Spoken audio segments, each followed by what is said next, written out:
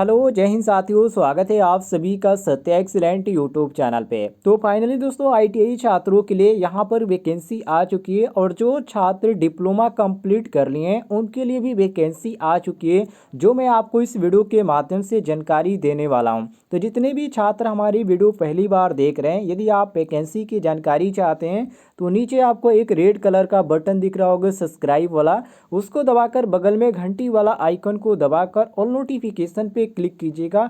आपको हर एक वैकेंसी की जानकारी मिलती रहेगी।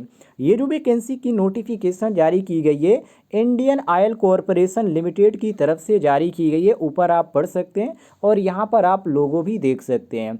अब यहाँ पर बात करते हैं किन किन ट्रेड के लोग इसको फॉर्म को अप्लाई कर पाएंगे। तो आपको यहाँ पर सबसे पहले देखने को मिलता है स्टेट, इसके बाद यहाँ पर आपको कोड देखने को मिल जाता है और यहाँ पर आपको देखने को मिलता है किन किन पदों पर ये आपकी वैकेंसी निकल के आ रही है। साथियों ये जो निकल के आ रही वैकेंसी एक ट्रेनिंग बेस के अंतर्गत वैकेंसी निकल के आ रही, जिसमें ऑल इंडिया के कैंडिडेट फॉर्म को अप्लाई कर पाएंगे। ध्यान रखिएगा एक बात यहाँ पर सबसे बहुत कंफ्यूज करने वाली है। आप इस पीडीएफ को डाउनलोड करेंगे तो आप डायरेक्ट यहाँ पर आ जाएंगे कि यहाँ पर टेक्नीशियन अप्रेंटिसशिप मैकेनिकल के लिए दिया गया, टेक्नीशियन अप्रेंटिसशिप इलेक्ट्रिकल के लिए दिया गया, लेकिन ध्यान रखिएगा ये डिप्लोमा वाले छात्रों के लिए दिया गया है। जितने भी यहाँ पर टेक्नीशियन अप्रेंटिसशिप लिखा है, टेक्नीशियन अप्रेंटिसशिप इलेक्ट्रिकल लिखा है, तो आगे जो यहाँ पर टेक्नीशियन लिखा गया है ये आपका जो है यहाँ पर भरेंगे केवल डिप्लोमा के छात्र फॉर्म को भरेंगे। यदि आईटीआई छात्रों की बात की जाए तो नीचे आप आएंगे, यहाँ पर आपको फिटर देखने को मिल जाता है, इलेक्ट्रीशियन देखने को मिल जाता है, इलेक्ट्रॉनिक्स मैकेनिक देखने को मिल जाता है, इंस्ट्रूमेंट मैकेनिक देखने को मिल जाता है, मशीनिस्ट देखने को मिलता है, इसके बाद अकाउंटेंट और डाटा एंट्री ऑपरेटर। इसके बाद यहाँ पर आते हैं नीचे तो आपको data entry operator, skill certificate holder और यहाँ पर रिलेटेड सेल्स एसोसिएट और यहाँ पर आपको होल्डर यहाँ पर देखने को मिल जाता है। अब ये जो सारे स्टेट में आपको अलग अलग यहाँ पर पद पर वैकेंसी देखने को मिल जाती है। ये तो आपको जो मैं बताया अभी ये आपका महाराष्ट्र के अंतर्गत निकाले गए थे, जो कि महाराष्ट्र में इतनी सीट खाली है।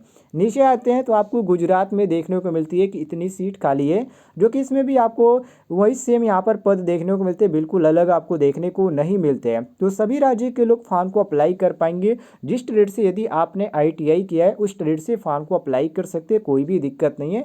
बशर्ते आप यहाँ पर ध्यान रखिएगा, आप जनरल के अंतर्गत आते तो जनरल वाले खाना में देखिएगा, ईडब्ल्यूएस के अंतर्गत आते तो ईडब्ल्यूएस के खाने में देखिएगा कि कितनी सीट खाली है, उसके अंतर्गत आप फॉर्म को भरिएगा तभी आप इसको समझ पाएंगे। अब बहुत सारे छात्र यहाँ पर पीडब्ल्यूडी के अंतर्गत आ रहे होंगे, यदि वो चाहते हैं स्किल सर्टिफिकेट होल्डर अर्थात रिटेल सेल्स एसोसिएट के पद से यदि उन्हें आईटीआई किया है तो उनके लिए यहाँ पर कोई भी सीट यहाँ पर नहीं दिखाई जा रही है, तो वो लोग न भरेंगे, नहीं तो उनका भरा जाना व्यर्थ ही जाएगा।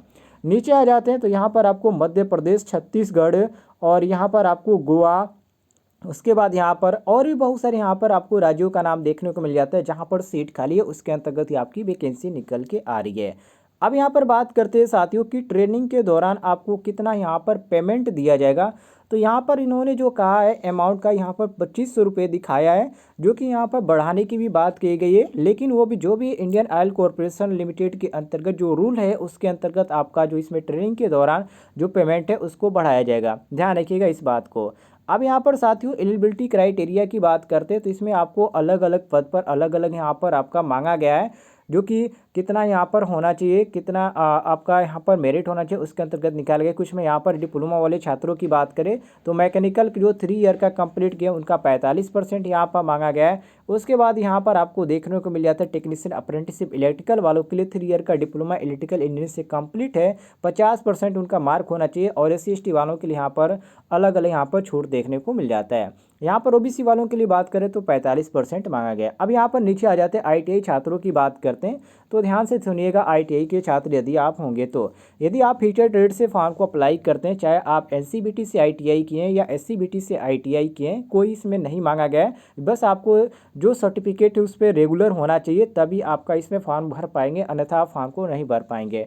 तो इसमें आपका कोई भी यहाँ पर नहीं मांगा गया कितना % होना चाहिए। बाकी डिप्लोमा वाले छात्रों के लिए मांगा गया, तो डिप्लोमा वाले आप यहाँ पर ध्यान दीजिएगा। नीचे आ जाते हैं तो इसके बारे में आपको अदर भी जानकारी देखने को मिल जाती है, जो कि यहाँ पर आपको देख सकते हैं। अब साथियों यहाँ पर बात करते हैं कि इसमें यहाँ पर कितने ईयर के लोग फॉर्म को अप्लाई कर पाएंगे। तो एज लिमिट आप यहाँ पर पढ़ सकते हैं, 18 से 24 ईयर के लोग फॉर्म को अप्लाई कर पाएंगे, जिसमें यहाँ पर जो उम्र आपका काउंट किया जाएगा 31/1/2022 से आपका उम्र काउंट किया जाएगा, इस बात को ध्यान रखिएगा। जिसमें यदि आप SC/ST के अंतर्गत आते हैं तो 5 वर्ष की छूट देखने को मिल जाती है, और यदि आप OBC के अंतर्गत आते हैं तो 3 ईयर की छूट देखने को मिल जाती है। इस चीज़ को आप नोट कर लीजिएगा। नीचे आते हैं साथियों, तो यहाँ पर आपको अप्रेंटिसशिप ट्रेनिंग के बारे में बताया गया कि ये जो ट्रेनिंग है आपको कितना यहाँ पर मंथ दी जाएगी, तो 12 मंथ की आपकी ट्रेनिंग होने वाली, इस बात को भी आप ध्यान रखिएगा। नीचे आते हैं, अब यहाँ पर सिलेक्शन की बात करते हैं।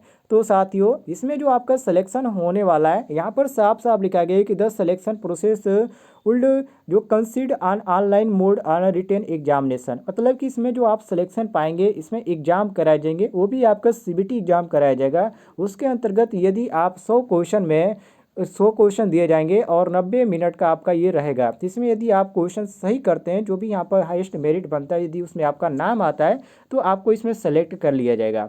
किस विषय से कितना नंबर रहेगा, तो ध्यान रखिएगा यहाँ पर जो आपका रखा गया है, जिस ट्रेड से यदि आपने ITI किया है या डिप्लोमा किया है उससे 30 नंबर का रहेगा। उसके बाद रीजनिंग से आपका 30 नंबर का रहेगा। उसके बाद बेसिक इंग्लिश लैंग्वेज स्किल से आपका 40 क्वेश्चन रहेगा, ध्यान रखिएगा इस बात को। नीचे आते हैं तो यहाँ पर ITI वाले छात्रों के लिए भी सेम यहाँ पर रखा गया, कुछ अलग नहीं है, इसको भी आप पढ़ लीजिएगा। अब यहाँ पर बात करते हैं यह फॉर्म आपका अप्लाई कहाँ से होगा, तो ये जो फॉर्म अप्लाई होगा अप्रेंटिसशिप की ऑफिशियल वेबसाइट से भी आप कर सकते हैं, या इंडियन ऑयल कॉर्पोरेशन लिमिटेड की ऑफिशियल वेबसाइट से भी आप फॉर्म को अप्लाई कर सकते हैं, कोई भी दिक्कत नहीं है। इसके बाद साथियों आप नीचे आ जाइए।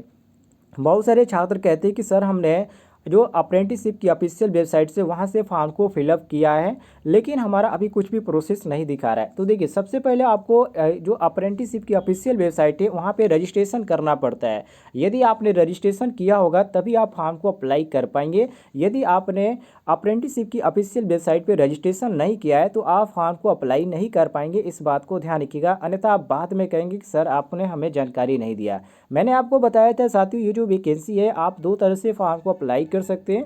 अप्रेंटिसशिप की ऑफिशियल वेबसाइट से भी फॉर्म को अप्लाई कर सकते हैं, और यहाँ पर आपको वेबसाइट एक और देखने को मिल जाता है www.iocl.com, यहाँ से भी आप फॉर्म को अप्लाई कर सकते हैं, या जो भी एडवर्टाइजमेंट है इसको आप डाउनलोड भी करना चाहते हैं तो कर सकते हैं, क्योंकि यहाँ पर साफ साफ लिखा भी गया है। नीचे आते हैं साथियों, तो यहाँ पर आपको बहुत सारे इसके बारे में इंट्रोडक्शन देखने को मिल जाता है इस वैकेंसी के बारे में। इसमें साफ साफ तौर पे लिखा गया है कि आप इसमें अप्रेंटिसशिप करते हैं तो ऐसा नहीं कि इसमें आपको यहाँ पर रखा जाएगा, अर्थात अप्रेंटिसशिप करने के बाद आपको इसमें जॉब मिलने की चांस है, ऐसा कुछ भी इसमें नहीं लिखा गया। इसलिए सोचकर आप इसमें अप्रेंटिसशिप न कीजिएगा, मैं आपको पहले ही बता देता हूँ।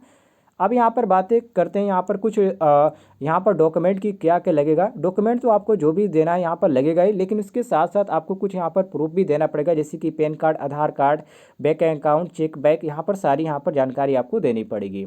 नीचे आते हैं साथियों, तो हाउ टू अप्लाई, कैसे फॉर्म को अप्लाई करना इसके बारे में दिया गया, जो कि मैंने आपको पहले ही बता दिया। अब बात करते हैं ये जो फॉर्म है कब से भरना स्टार्ट होगा। तो साथियों डेट ऑफ ओपनिंग, मतलब यहाँ पर आप पढ़ सकते हैं date of opening of online application 15/1/2022 से आपका फॉर्म भरना स्टार्ट हुआ है, और इसका जो लास्ट डेट रखा गया है 15/2/2022 रखा गया। तो इस बात को आप ध्यान रखिएगा। तो जो छात्र फॉर्म को अप्लाई करना चाहते हैं उनके लिए सुनहरा मौका है, और कोई भी आपको जानकारी चाहिए तो कमेंट बॉक्स में पूछ लीजिएगा, आपको जानकारी मिल जाएगा।